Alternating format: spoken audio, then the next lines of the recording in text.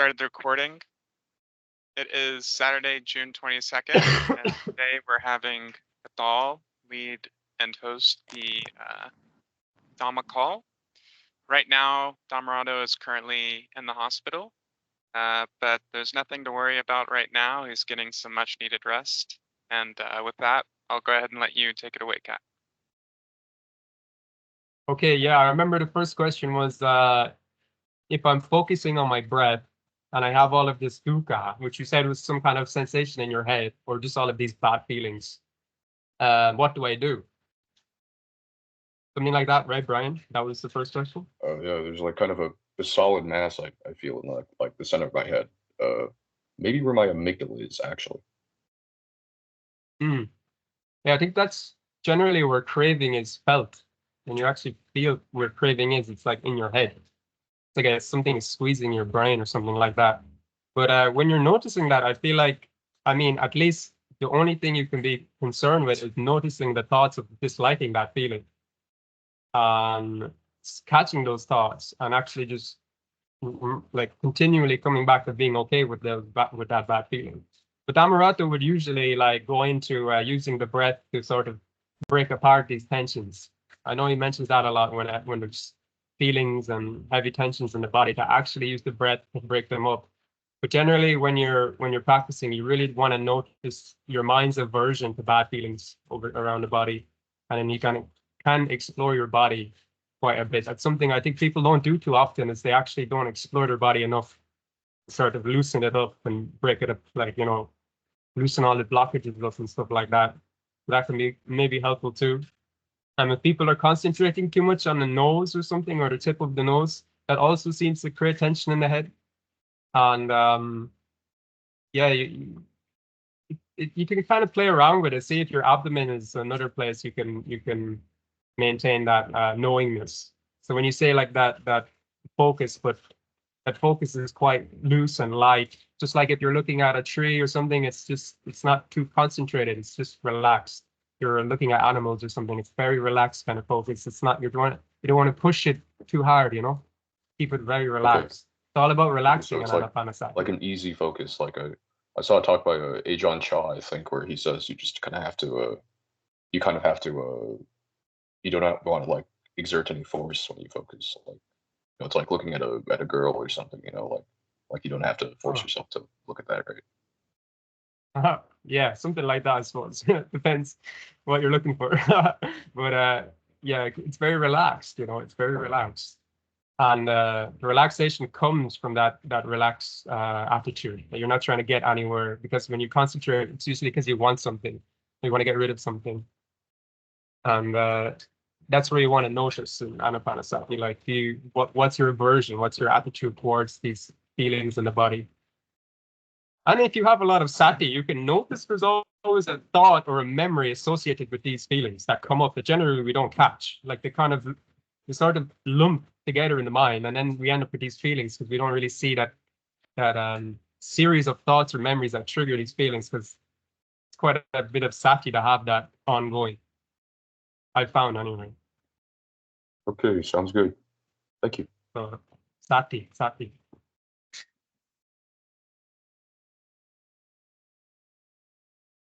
And yeah, I suppose anyone else want to chime in or give some more depth to my answer, or add more wisdom.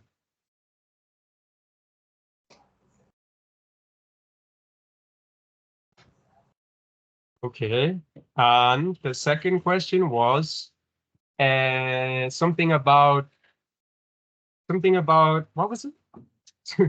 Was it Lawrence who asked that question? No, or Christopher? Sorry, no. Being in prison, yeah. Somebody was asking about. Oh, yeah. I just talked to old men. I just got mixed up. In the prison, that's so my experience, to be honest. It's really hard to. I can imagine a few things, you know, but I don't know. Practicing in a prison, making the best out of it, right? Making the best out of that situation.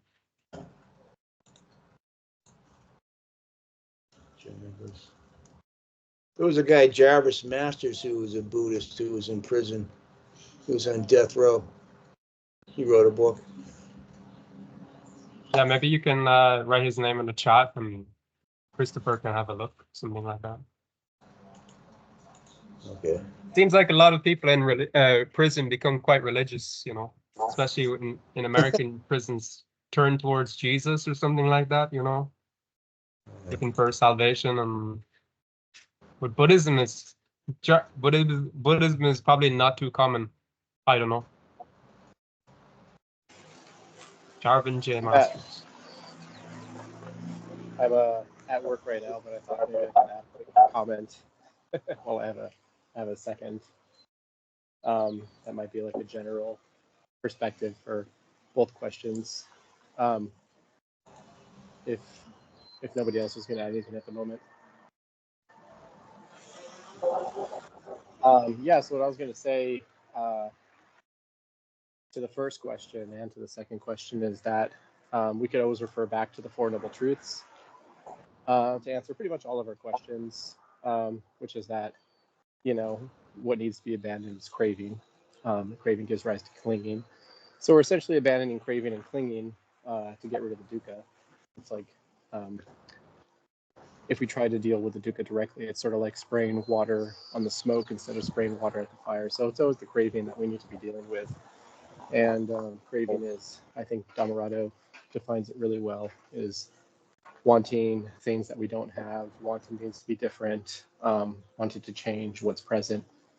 And so, you know, the liberation that the Buddha taught is being free of wanting what we don't have, being free of not liking what we do have. That's the liberation that the Buddha is referring to. Clinging is a bit, you know, more of like a more evolved form of craving. You know, there's fixations that we have, that cravings are built within us. But what we can deal with on a moment by moment basis is craving, and then with broader insights, those clingings kind of go away. What came to mind with the question about being in prison is it's kind of a great opportunity to really practice the Dhamma more earnestly, because it's like an extreme version of a monastic lifestyle. You know, you don't have much else to do except to put the Dhamma into practice. And also the three characteristics are more apparent to you when you're in prison. The fragility of life, the lack of ownership over the body, the feelings, and all those things. And, you know, the reason the Buddha taught the three characteristics was not so that we can go around making an argument about everything being impermanent, there being no self, everything being unsatisfied. These are ways of looking at the world to prevent us from craving objects that the mind presents to us, because the mind is what objectifies the world, and that's what contacts us, right?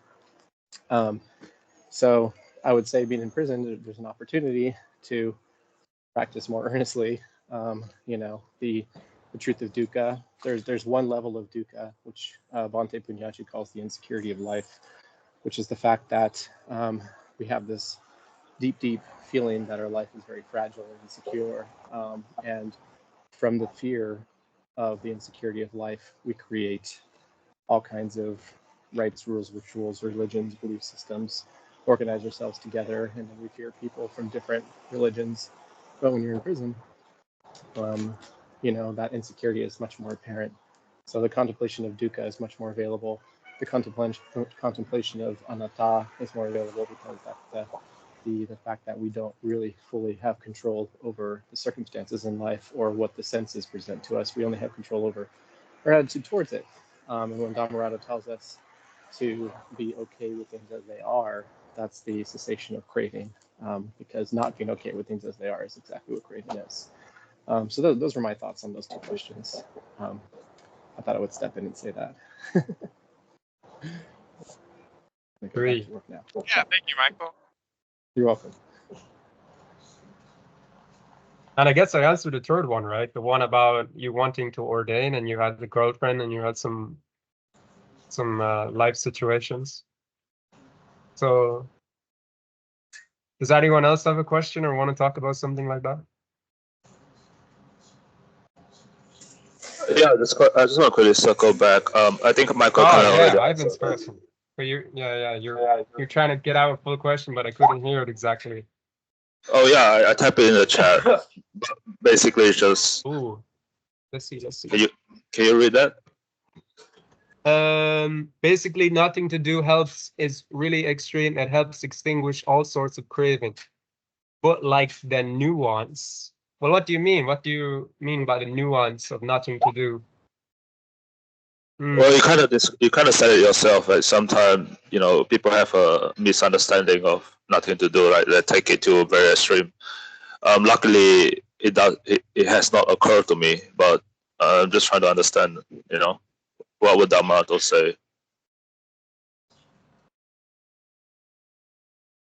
Or what will you say? Well, when it comes to nothing to do, it's from how I experience it, it's really pointing towards how everything is happening itself, right? So as things are just arising, dependent on our conditions, our experience, that in itself is nothing to do. There's nothing to fix there. And you start to see in yourself wanting that to be different is where our problems are sort of located. We want this thing that's really just unfolding itself to be different. We want it to be different. And the nothing to do is both an understanding that develops with the practice, but it's just a sense of, this is just unfolding as it is, and there's nothing to do. But, right, what happens is people generally don't see that. That's not really what will result in too much change without understanding what wholesome desire is, right? Because that's what really you want to actually have a good, strong desire for, is developing these wholesome qualities and always abandoning what doesn't make sense anymore. So when you see that, disliking of what's happening, you can abandoning that disliking of what's just unfolding itself. But you also want to see and investigate and sort of develop this desire to change that, because unless you do that, it will just kind of keep sort of playing out as it does. You want to also move it, kind of divert it. And that's what we say, what is abandoning the unwholesome? And what's the cultivation of the wholesome? But even those things itself also just kind of, the results of them things also unfold themselves. So we're still not in a state of craving, right? We're not wanting something that's not here. We're just on that ongoing unfoldment of things. We're not really trying to find any destination, but we are just developing here and now what's beneficial and abandoning what doesn't make sense anymore. We see is clearly, this is not good for me. And that's why we want to go, but it kind of goes into the whole Pachisamuppada, or how dependent origination works, is things just are happening, Things are just happening, and wanting that to be different is the problem. So in that sense, there's nothing to do, right? When things are just getting triggered, things are just happening, and we always want that to be different. And it takes a while to sort of stick in. I mean, you start to see it over and over and over. Oh, I just wanted that to be different. I don't like this. I wish this was different. I'm trying to get rid of it in the future. I don't want this to come up again, But when you're really here right now, it's just happening. Everything is just unfolding. And we always want to keep our mind focused on what is beneficial for ourselves and everyone around us. That's the wholesome quality. Especially generosity, My experience with Western people and Thai people personally is that generosity is the main thing you really want to focus on developing. You're getting out of this shell of stinginess. It's really a very powerful way to develop yourself. So you have to have some wholesome desire there, But it's not wanting things to be different in the sense of you disliking anything. So you're just accepting this unfolding nature of things.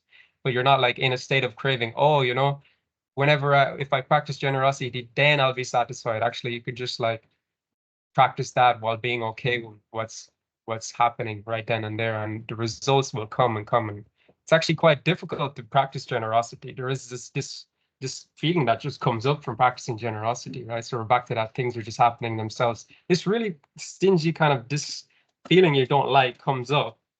And as you keep practicing, you don't want that to be different. What happens is these feelings start fading away a bit more and more. They start kind of eroding away. And this is like the freedom from these defilements of well, in this example, greed, right? Our consequences of so much greediness is this self-concern obsession with my practice and my life and what I want, and getting out of this, not just sitting in that all the time. Yeah, everything's okay, nothing to do. That's not. I don't think that results in too much benefit. If you don't know how to change what needs to be changed, it doesn't. You're just sitting in a pile of shit, basically. That's not the right effort. You need to have the right effort. Move forward. Yeah, I was thinking like when I tell myself nothing to do, it's almost like it just completely cuts away the unwholesome desire, and the wholesome desire doesn't feel like huge effort, right? It's like I just need to do this to get myself out of this shit, and that's it. That's the job's done, and then I just chill. I see it now. It's almost like I mean, in the past I used too much motivation, and that motivation is such a dazzling word, but I see how much dukkha is it in motivation. Like it's too much. Yeah, if you rely on feelings, it's quite inconsistent. So you have to think about integrity, and that integrity comes from being okay with bad feelings, right? So you have to really come into a sort of harmony with bad feelings if you really want to get out of these circles and habits and cycles. You have to like practice being okay with bad feelings, and that's why we practice Anapanasati. You can actually just sort of harmonize with bad feelings. They're no longer a problem to fix anymore. So in that sense, there's nothing to do. Again, back to that same point, there's really nothing to do. You don't have to fix the bad feelings. You just trust that knowingness, that thing that understands what's good, right? You have to trust that and not lean into what you like and don't like. You just have to trust that and go through it. You just sort of press on. Even when there's a knife in your heart feeling sometimes, fear is like trembling. You just have to like, woo, you know. But Dhammarato would always talk about nurturing yourself and sort of, there's the hard and soft approach of doing that. And I've had both. I've been on both sides of that fence, with Ajahn Martin's sort of, militant approach, and I was quite into that. Ajahn Mun, or Longto Mahaboa sort of strong determination attitude, and then you have Dhammarato, hey man, everything's okay, like that nurturing the inner child sort of thing. So when you're going through difficult feelings, you just nurture yourself and push through and trust the knowingness. Because I think everyone sort of knows what's right, but the difficulty is our feelings don't align with that.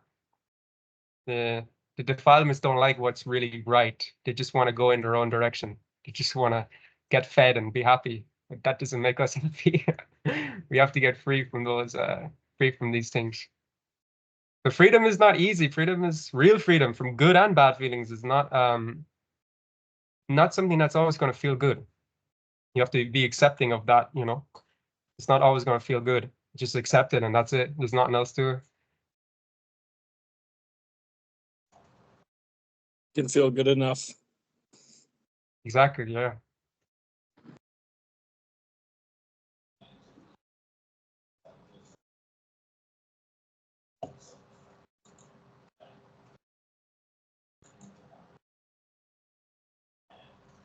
So does anyone else have a question? I see a bunch of people here. I think there's like 15 people here or something.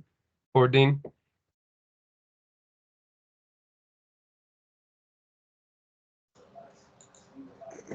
So this morning when I woke up, I had a weird feeling. Like there was when I moved my arms or whatever, it didn't feel like I was moving my arms, and there was like I was not thinking at all. Like I didn't have symbolic thought. So so I tried while in bed I tried focusing on my breath. I think I entered a jhana, but I can't quite remember. So is that like a foretaste of stream entry? Or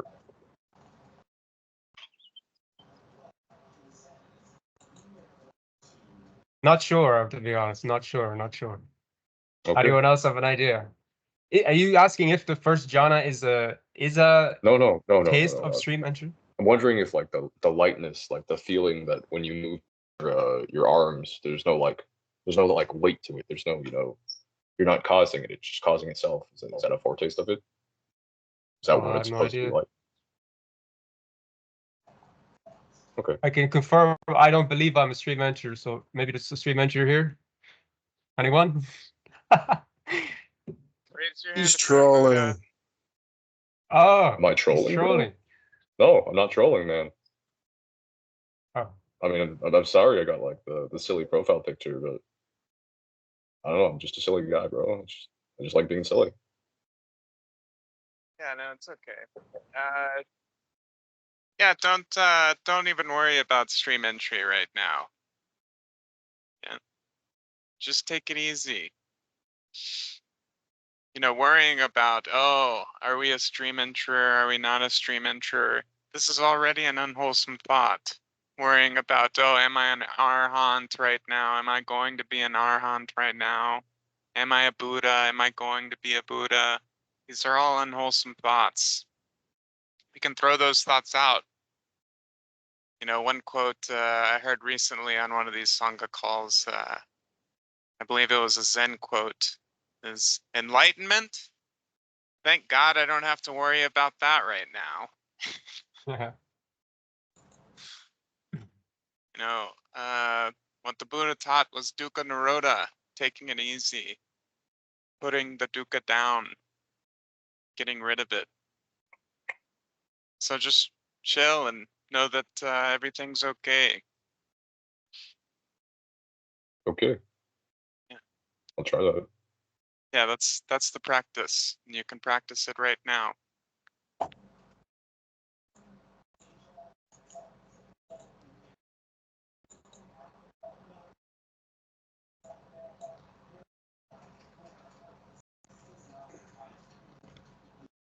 What is the type of Buddhism that Dhammarato is similar or different from other types of Buddhism? I was just curious how you might answer that.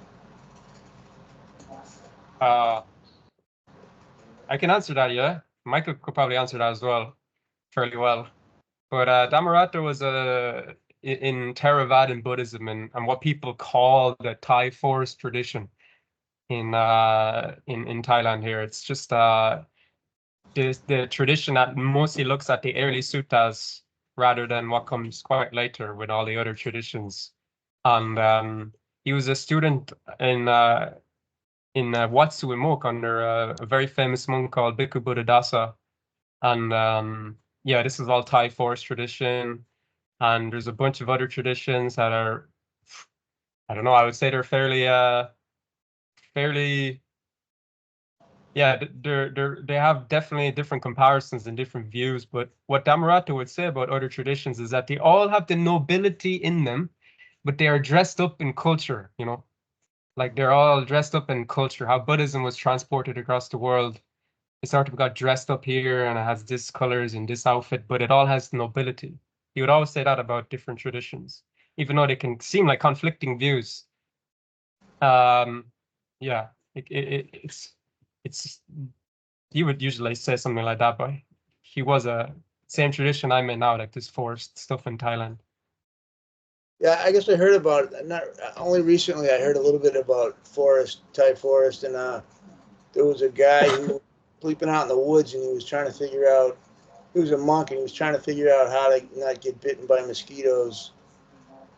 I think it was something, and I think he put a rug around himself or something like that. A what? He put a what around himself? Like a rug or something, or I don't remember. A rug? You mean robes or rug? I don't know. Yeah. He was trying to live the life of a monk in the forest, and there were a lot of mosquitoes, and it sounded really pretty tough. But yeah, he got through it and somehow wrapped himself in this rug or something. I don't. And I think I saw a video of there's giant cobras or something down there too. Maybe it was out in the woods there. I like being out in the woods, but I go out in the woods in Maine, and we don't have any. Not in the tropics, so there's not too many like giant bugs or anything. Usually the monks here have what they have is this like umbrella, and they go on this when they are out in the wild, in the wilderness and the forest. They're going on something like Tudong, which is like the monk wandering period. after you spend 4 years in a monastery with a teacher, you're kind of expected to go out by yourself. And this is sort of an old tradition. Nowadays, the reality is that's not like that. They just go from one monastery to the next monastery. But back in Thailand, a good 50, 60, probably a bit more than that, I'd say, actually. It's maybe 70, 80 years ago, they just go into the forest and wander around. And they would have this huge umbrella and they put the mosquito net over the umbrella. So they just make their own, like, you know, meditation circle thingy so the mosquitoes don't get in. But I would imagine huh? No, go ahead. What were you saying? Yeah, I would imagine a rogue works as well, but I've never seen a. I think maybe I'm thinking of. I don't know, but I usually wouldn't see monks with rugs or extra big cloth. It's usually just a mosquito net. I remember there was a guy from Australia. I think maybe I don't know if he was in Thailand. Maybe he was a monk and he was in Australia. Oh, yeah. I think I know who you're talking about. Actually, he's really skinny guy, right? And very, very skinny, Australian accent, but he looked Asian, no? I don't know. I think he went back to Australia and he had to live in a cave. And yeah, I know who you're talking about.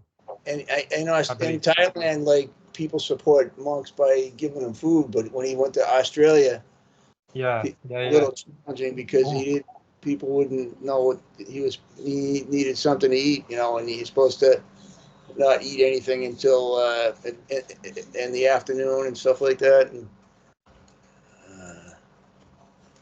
yeah, he was wandering on the Gold Coast when he first came to Australia. He just basically looked at the suttas and said, "I'm going to be a monk." He was never in a monastery. He just roamed up the Gold Coast, and it's quite an amazing life. There's an interview with him actually. Yeah. I think he was interviewed fairly recently with a Clear Mountain Monastery. I don't know if you know that. It's a kind of a famous YouTube up in America. I'm trying to remember where I heard that. I heard something recently because I was looking around. Yeah.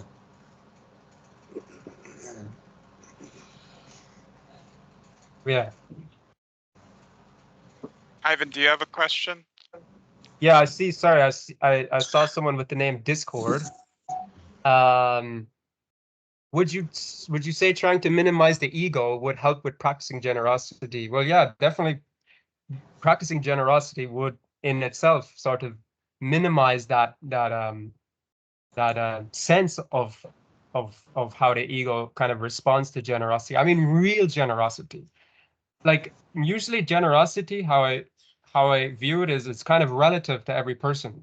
So a rich person might not feel too bothered by giving away to a lot of money, but you know, obviously, a poor person would feel like they're dying if they give away that much money, you know. So it's quite relative. So you have to kind of know yourself and know what you can share. It could be literally anything, but there's always a sense of kind of sacrifice for the things that you want, you know, like usually you spend your time on Netflix or playing games or something like that, and you can be like, today maybe for the first hour I'll do something that's like, you know, helpful for other people.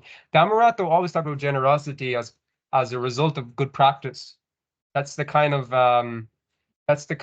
the ideal, right? That is the ideal, that your practice is so good and you're feeling so good that you can literally share that with other people. You'd also say that's how metta works, I believe. But I would say part of just your overall practice, you know, like, it's just in any given scenario, can you give a little bit more and see how does that make you feel? If there is stinginess there, it's absolutely worth it to get free of that feeling. Because in the West, we're so conditioned to be greedy that sometimes we assume we know what generosity is. And that's something also I've seen a lot. Western people just assume I know what that means, but they don't really know what it means. Like, they don't actually practice it. So they have an idea, but they don't truly like know what it means to be generous.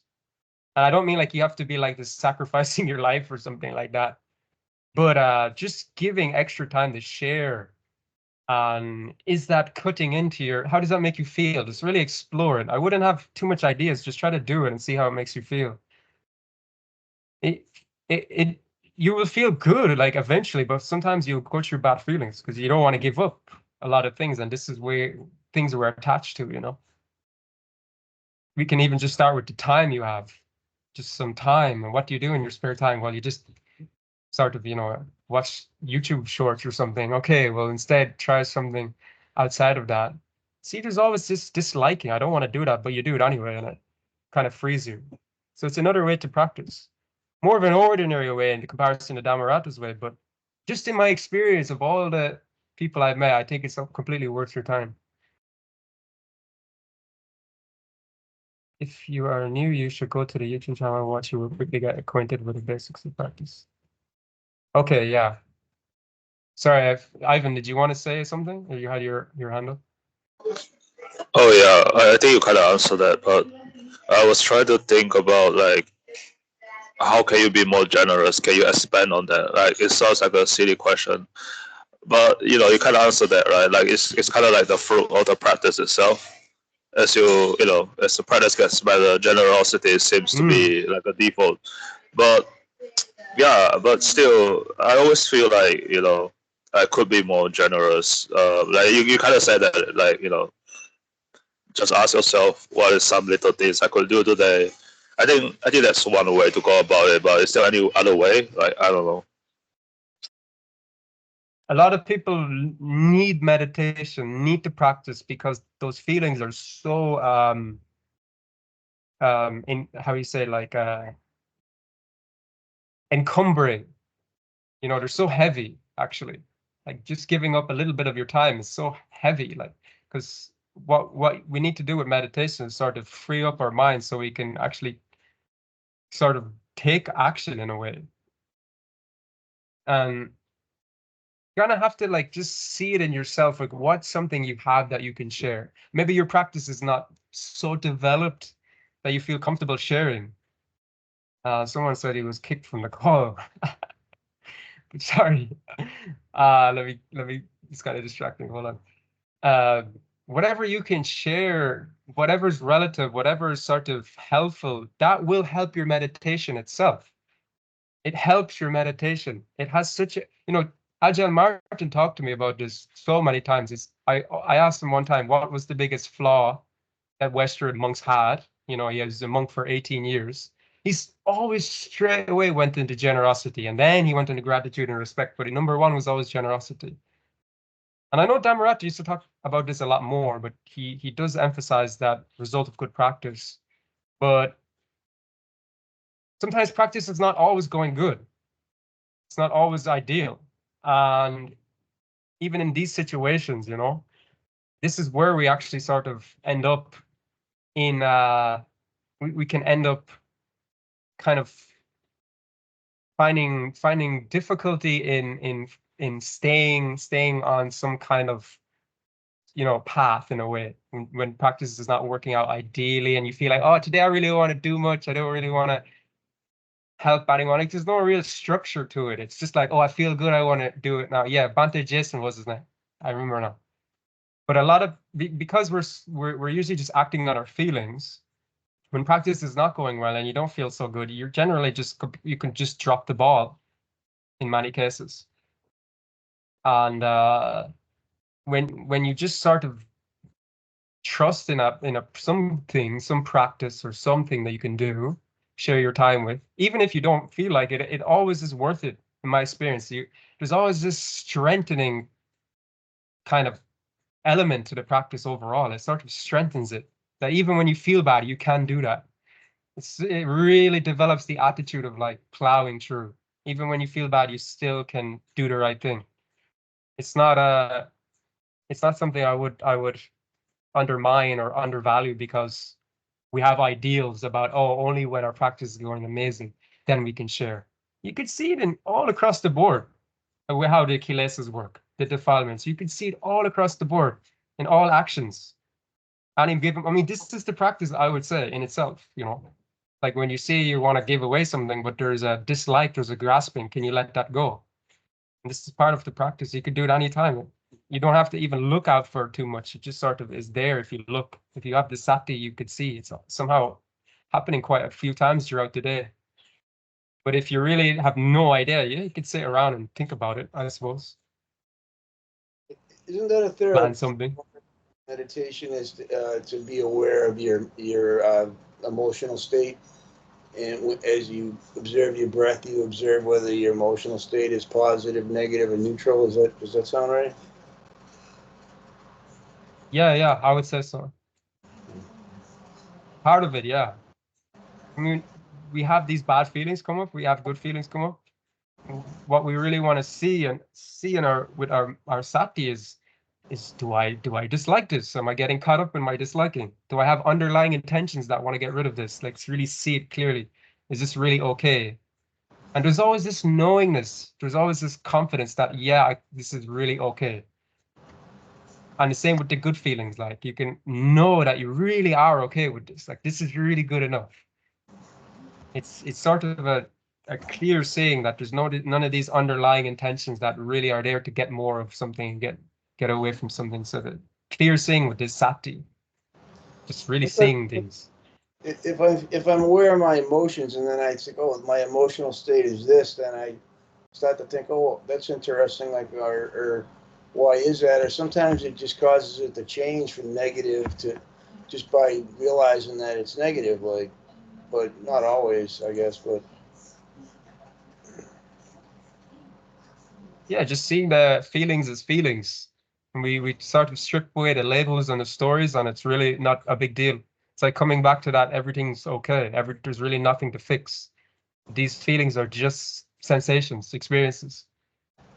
And the more you let go of the disliking, you start to come more immersed into that equanimity with these feelings. And it gets quite elevated, actually, to the point where it feels like bad feelings aren't a big deal anymore.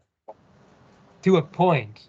Like you really start to be okay with bad feelings, and then you get a lot more confident with bad feelings and not grasping the good feelings. This is a freedom from both good and the bad. I think sometimes if I'm sitting there watching my breath and my feelings are bad and they stay bad for like an hour, then I start thinking, gee, I better take a vacation or something.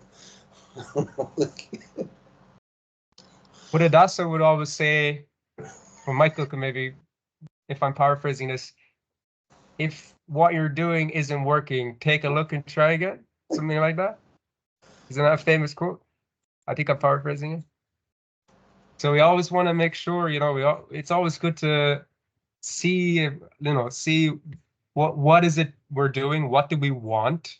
Do we really want this to change? Do we want to get out of this? Can you just go for a walk? I mean, it's never, I feel like a lot of people have these strong ideals about how things should be all the time. It's actually quite playful, I've noticed throughout the practice for myself. I sort of let go of ideals and I just play around with whatever works in this given moment. Take a walk if you're feeling bad. You don't have to sit there and pile drive looking at the breath. Just go for a walk in the forest, look at some trees, and just just don't fall into the disliking of the feeling. Like don't try to, just have it in your kind of awareness. It's sort of a peripheral awareness that this is okay, this is okay. You're not walking, oh, I want to get rid of this, I need to get rid of this. You sort of bring it with you, and it will just empty itself out a bit.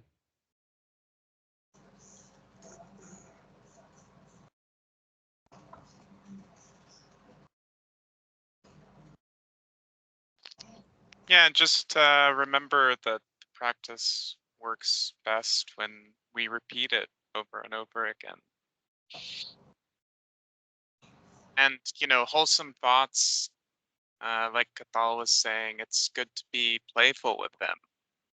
One wholesome thought may work really well in one moment, but not have the same impact behind it in another moment. So, at what's happening right now in reality and come up with a good wholesome thought for right now. We're taking it easy and chilling out right now. Sometimes wholesome thoughts, they can work for a long time, but actually a lot of things are quite sticky. And it seems like wholesome thoughts don't work.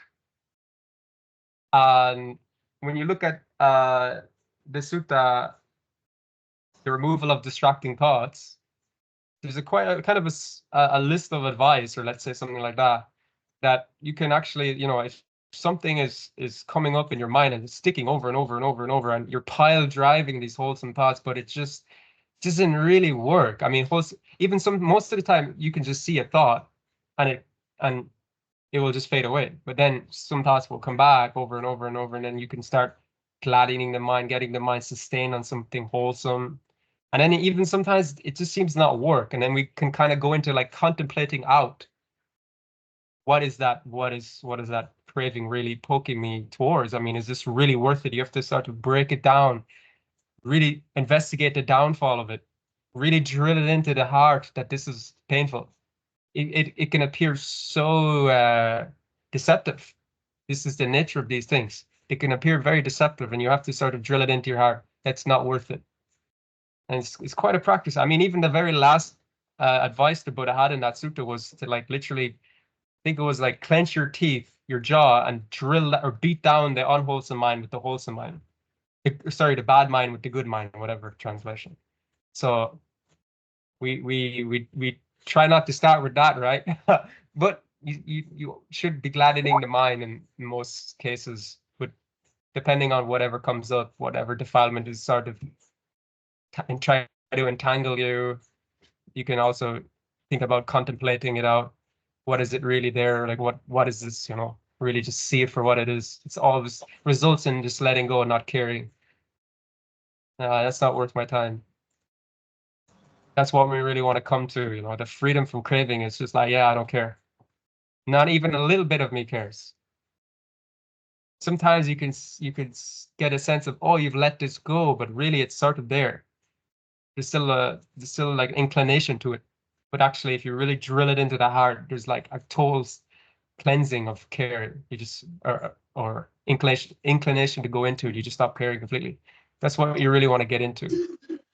Sometimes the pain could be like so sharp in the first few seconds, and then but as you persist, I'm not gonna do that, and then there's just total liberation a few seconds later. I guess I'm just sometimes still surprised how big, like it's like so painful, right? And then like after a while, it's like, oh, thank God I don't have to care about that. Like why is the shift so quickly? It doesn't make sense, I guess. It may not make too much sense in our thinking mind, but the heart somehow knows, when the heart truly understands this is painful, it just lets go. And most of the time we don't fully understand. We think we do, but we really don't.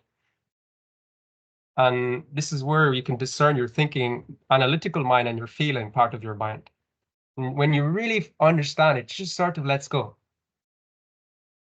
Immediately, like there's just like, don't care. It's like the chitta, right? Yeah. Chitta is the heart. Exactly. Or was it the heart and the mind? Chitta, like, I don't know. How I learned it was, it's like basically, yeah, it is your mind, but that two aspects of the mind. I mean, nowadays you could say it's our left and right hemispheres of the brain, our feeling contact with reality and our own conceptual, conventional thinking of reality. But most of the time, we're sort of out of tune with it. Like we have all these ideas and all these thoughts, but it's in our feeling that we experience reality. So we have to sort of kind of harmonize them together, not fall into the wrong kind of thinking, and make sure we're based in reality with our feeling. We're not stuck in our head about things. So when we have, for example, these difficult craving feelings, like the pressure is strong, and I mean, like, I can tell you, when you start secluding yourself physically, and yes, internal seclusion is another thing, but physical seclusion around you, these defilements, they can get quite difficult, and we need a sort of we need to get confident that we can actually deal with the defilements as they come. Like you really can handle it. You're not worried about falling into it, because that's where a lot of it comes from, anxiety about giving into the feeling. And we have to sort of just repeat it over and over. It's okay to fall back, actually. It's okay to fall back as long as you keep repeating over and over and over and over, and you sort of get success with dealing with these feelings. Then it sort of establishes itself, this confidence. Just a quick question about feelings, like feelings in accordance to reality. Sometimes, because I hear sometimes like, oh, you don't have to trust your feeling, trust your attitude. So it's a bit contradicting.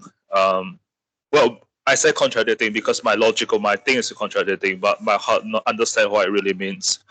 My question is like, is it like, the feeling has like many waves? It's like you have to tune like the radio frequency, right? Like until it matches with reality. Is that how it is? I would say tune it until it matches with your knowingness. The knowingness. So the knowingness is like pervading all the other phenomena of reality. Not to point at something like some personal, permanent, like you're not to point out some soul, but this knowingness part of yourself that pervades all of these feelings. Because what happens is we just have tendencies that lean on good and bad feelings. But we know what we really want to do in many ways, but for some reason we can't because the feelings were just so strong. The attachment is so difficult. It sort of like just crushes you sometimes, the attachment to some things, even though you know you kind of want to get out of it. So that's where we have to be based in our feeling, not our thinking too much, and sort of deal with it on the spot as it is. And these things are never straightforward. I mean, for me, it's never been straightforward. I will always fall back, come back, fall back, come back, come back. But over time, in my practice, there's just always result in there's just more clear point. This is not worth it anymore, and then you just sort of let it go. And that's when you're coming into harmony with the knowingness. You're coming into harmony with like this clear awareness, not getting mixed up with all of these kind of deceiving emotions that keep playing out. Cycles, whatever you want to call it. Circles, cycles. Freedom. What makes sense? I guess you could say I like that phrase. Whatever makes sense. It may not be perfect wisdom, right? But if you keep trusting what makes sense now, I think it will keep developing into more and more clear wisdom about how reality functions.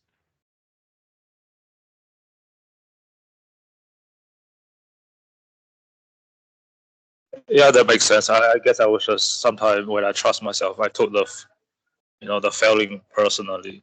Like, oh, I met this dukkha, and it's time to. I mean, even the tendency to fall back just happens itself.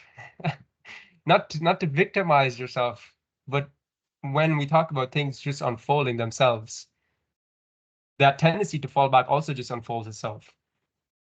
So we can't just bulldoze our way through these things. Like you have to just try and know that you're trying your best, and that's it. You cannot know what the result's going to be. You just have to trust in the practice right here and now. You can't predict the future too much.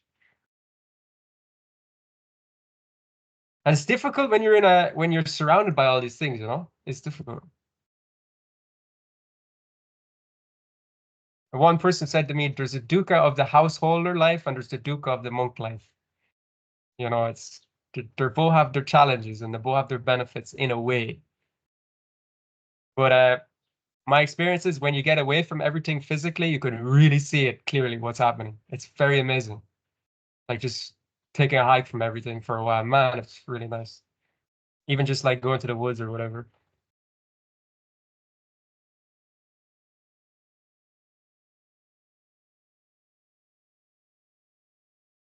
Yeah. You just have to embrace the fact you're going to fail. Mr. Discord. I don't know if are you coming from the Happy Gamer Discord, by the way? Okay. Yeah, I mean, trying to do it efficiently is trying to get it right. And that's something Dhammarato quite mentions a fair bit, just stop trying to get these things right. Just go with it, see what happens. I mean, really let the mind go into just right now and just try your best. I mean, there's literally nothing else you can do.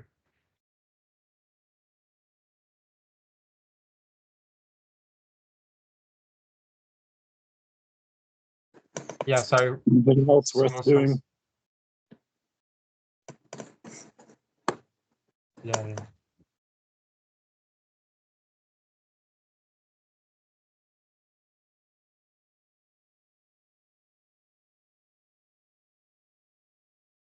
These things are very repetitive, this practice. It's highly repetitive.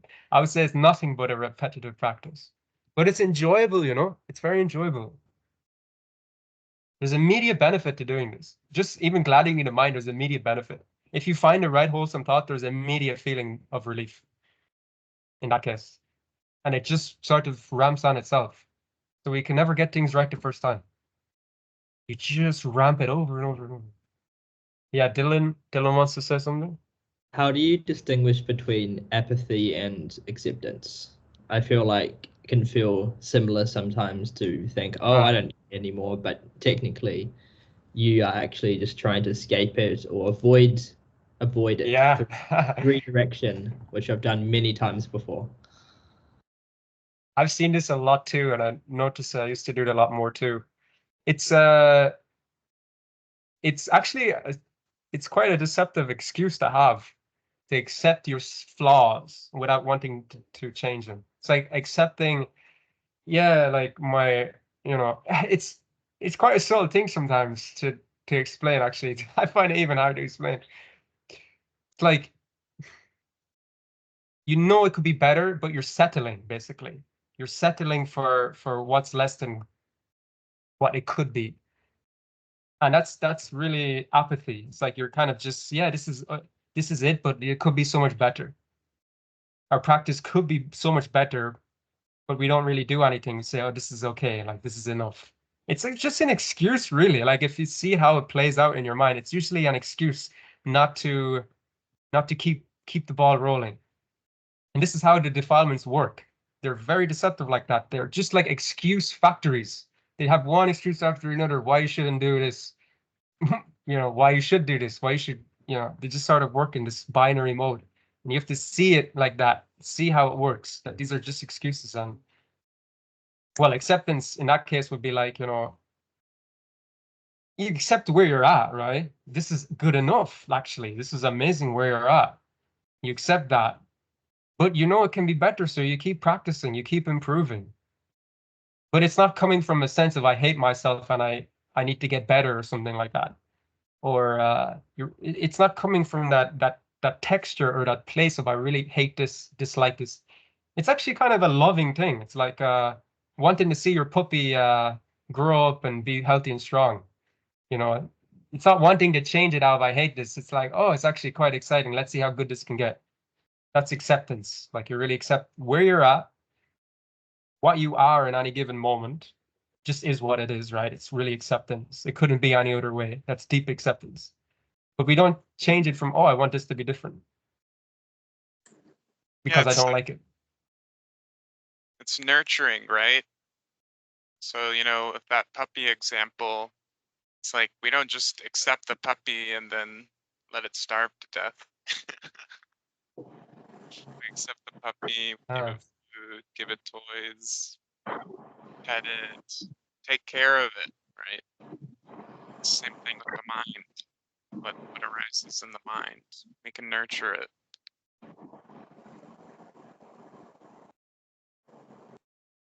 I think acceptance is a real outcome of correct practice. Like you just literally can't see. I mean, when you keep cutting away the dukkha, there's nothing else there, but this is it. Like it just kind of happens itself. You don't really even have to try, although contemplation can help. It can help definitely get the mind down into what that means. Really, it's just a result of practicing the cessation of dukkha right now. Like it literally can't be any other way. Like there's no other outcome than acceptance, This is it. Like that's it. There's no thought about it. What it should be like, what you wish it was like. It's just is and you're in that isness of what reality is in that moment, and that's it. Sometimes I'm still amazed by how simple the word like this is it really just clears away all the little doubts I have. Like the question can go endless, and then when I said this is it, it's like it's hard to explain. It's Is it like a mantra or something? It's like Michael said, it's just it can start off in that nurturing thought, and it can play out into a real direct experience with this is it. So it started plays as that 1-2-step process. I feel like that's how it always works in this 1-2-step process with this practice. So yeah, you can just talk yourself literally into that state. That's the power of what you can do with your own mind. But you're doing that, yeah, like that doing that is you will be practicing the cessation of dukkha, and you will be coming into reality. So you're harmonizing yourself with the way things are, and you're no longer fighting against bad feelings and searching for good feelings. When you're practicing, yeah, this is it. This is really good enough.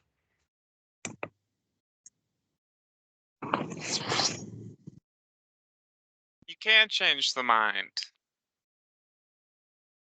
Yeah, and it's direct. I mean, you just turn the car. You don't do any. It's just immediate. You see it and you cut it out. Okay. Okay, I'll be back. I remember that guy. I used to live on Michael or Dhammarato's porch. Who is that guy? It's just I guess someone who lives under the house. Did you used to sleep outside on the porch or inside? Yeah. Outside. Nice. Outside on the board. Same where Michael sleeps now, I would imagine. It's just like a yoga mat. I slept there for like when I was searching for a what. I was on that island for a while.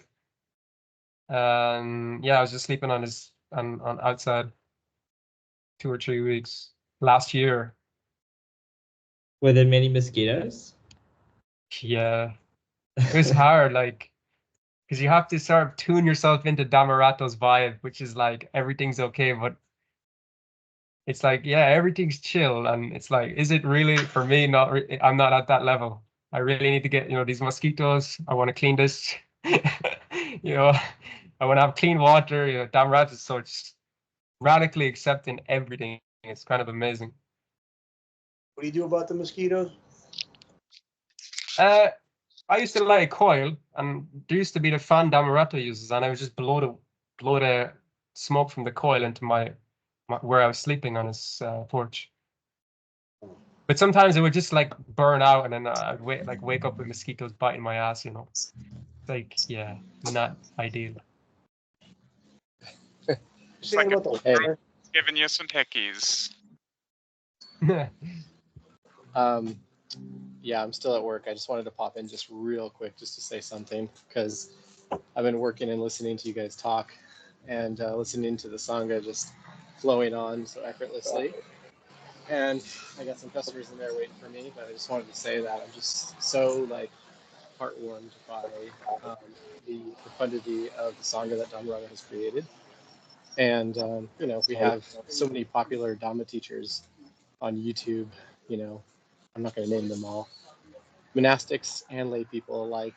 And how many of them do you know that have taken random Western dudes and inspired them to go to like Cathal, right? I mean, I think there's like 15 people that Dhammarato has inspired to become a monastic. Yeah. And also, look at us. We're independent in our study of the Dhamma, right? We can get on these calls and give each other advice and support each other. We're all enthusiastic. We all have delight. So just wanted to come in and express that I'm just delighted by the Sangha that we have, and how blessed we are all to have known Dhammarato, and kind of have this love for the Dhamma that he's helped us cultivate. I know a lot of us came in with love for the Dhamma, but he definitely, you can't ignore the fact that this community has this strong glue, and the strong love for the Dhamma because, in large part because of him. So yeah, I just wanted to pop in and say that while I had a second. So that's it. Sadhu. Thank you. Yeah, I'm gonna head back in now. The light. See you. The light in the See you. Also, yeah, I don't know if Dhammarato ever told you the story about him and his mother. Did he ever mention his mother? Heard a few stories. I'm not sure which one you talked about. Yeah, well, I was gonna sort of say one thing. Maybe also Share the story. Yeah, because a lot of people like they'll hear Dhammaraato's ill and then they'll be like, oh no, like oh my God, and they kind of run into some kind of, of course, not our natural tendencies to have these thoughts like, oh no, and then kind of fall into that grievance or that funeral vibe kind of thing. Like, but I think Dhammarato always struck me as someone who would, he would want us to sort of just celebrate the fact that we have had him, even in that, even in that level. And well, the story about his mother was basically, and this is something I couldn't even imagine when I heard it. I couldn't understand it. He said basically, well, his mother had severe dementia in her later stages of life, right? And Dhammarato told me he like prepared himself for her death, basically, in his own mind and his own thoughts toward his mother, because his mother developed such severe dementia that she didn't recognize him and she couldn't even talk. And he would say, that's not the person that my mother was to me in his mind. So when that person died, that being he said died, who had severe dementia, that wasn't his mother. His mother was in his mind. So when she died, he had such a sort of he cultivated such a strong kind of good thought. I don't know how you say it, like sankhara, if you want to be Buddhist about it, like a really good feeling about it. More, even when he died, he was sort of kind of just celebrating. He was still on that high point. He never fell into like, oh no, she's dead, I'm gonna lose her, I've lost her. He never fell into that. And I was surprised by that. I was like, that's your mother? I can't imagine that. If my brother or sister died, I'd be like, I just can't get that. But then I can't really understand what, that kind of practice and how long it took him to do all that kind of stuff. But yeah, just keeping the vibes, sort of keeping the mind wholesome, basically, is the point of that. In that story about his mother, is that he was very good at keeping his mind wholesome, irrespective of the situations that he went through. He's really good at just, I mean, you live with him, Michael. He's very good at just accepting things and still being happy. Like he can be happy almost in any situation. It's quite surprising. So it's really powerful attitude, really strong attitude towards what we consider usually to be difficult situations. We can actually train our minds to not fall into the conditions of the world. We can get above it. We can stay above the world's changing difficulties. So yeah.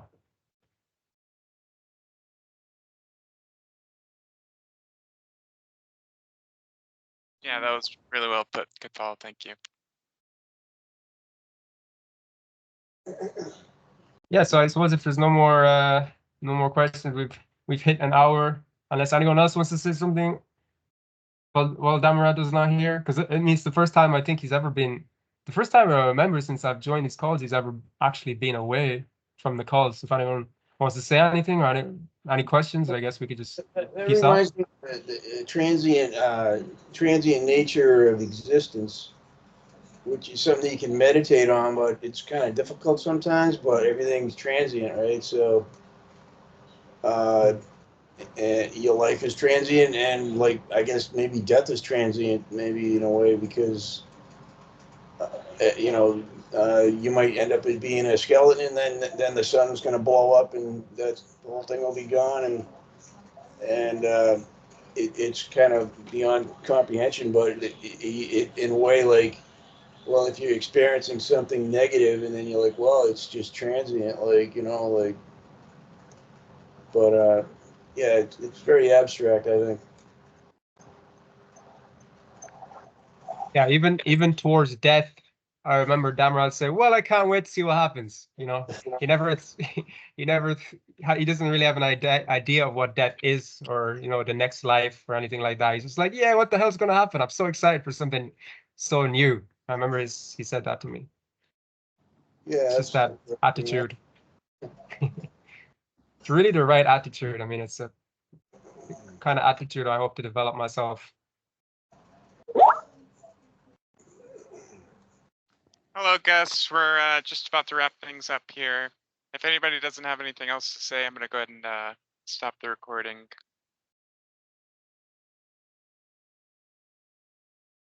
Okay, everyone. Well, this has been a really Oh, splendid talk. Thank you so much, Cathal, for hosting. And, that was cool. Yeah. enjoy the rest Yes, of your day. thank you. Thanks, everybody. You Stay guys. blessed. Bye. Take care, Bye. guys. Thank you.